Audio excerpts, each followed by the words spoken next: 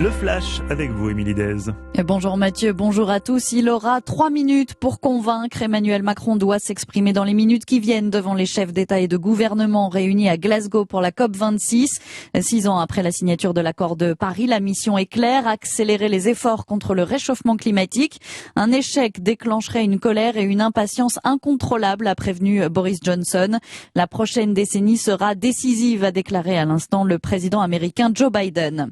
Londres appelle Paris à retirer ses menaces dans le conflit sur la pêche post-Brexit. Si aucune avancée n'est constatée, la France appliquera dès minuit des mesures de rétorsion. Les navires de pêche britanniques auront interdiction de débarquer leurs cargaisons dans les ports français et les contrôles douaniers de camions seront renforcés.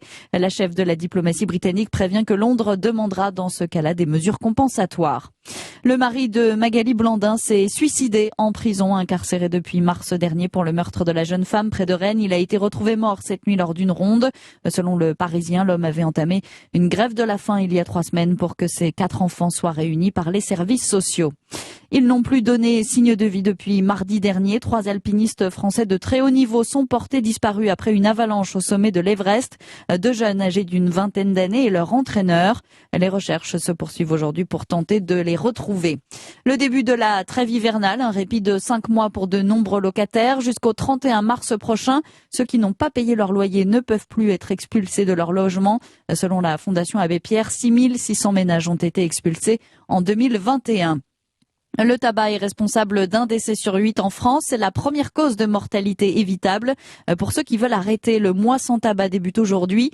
Selon Santé publique France, l'aide d'un professionnel de santé augmente de 70% les chances de réussir son sevrage. Un seul numéro, le 3989. Le parc Disneyland de Shanghai a fermé ses portes après la détection d'un seul cas de Covid chez un visiteur. Une mesure drastique à l'approche des JO d'hiver de Pékin. La Chine, premier pays touché par le Covid dès la fin 2019, est le premier pays à avoir maîtrisé l'épidémie dès le printemps 2020. Des nouvelles rassurantes d'Elisabeth II, la reine d'Angleterre, a été photographiée au volant d'une voiture sur ses terres du château de Windsor, là où elle a choisi de se reposer. Sa dernière apparition aux yeux du public remontait à jeudi dernier. Un mot de tennis avec le début aujourd'hui du Masters 1000 de Paris. Un duo franco-français au programme. Hugo Gaston affronte Arthur Rinderknecht. À suivre aussi Benoît Paire ou Adrian Manarino. Le numéro 1 mondial Novak Djokovic est exempté du premier tour. Et puis il n'y aura pas de supporters de la Lazio à Marseille jeudi. Ils sont interdits de déplacement selon un arrêté du ministère de l'Intérieur paru aujourd'hui. Marseille reçoit la Lazio Rome dans le cadre de la 4e journée de Ligue Europa. Europe 1.